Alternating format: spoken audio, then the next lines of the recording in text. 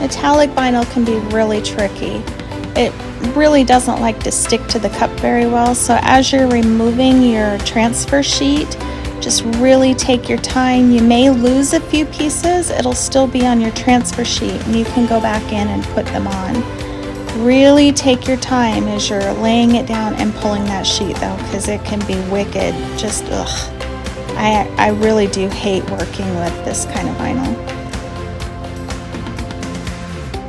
I end up removing the entire transfer sheet so I wouldn't have to fight with it on rolling. You can see me doing that here. And then just flip the cup upside down so you don't have it land on the cup anywhere you don't want it, and roll it that way. It seemed to be a little bit easier. I hope that makes sense.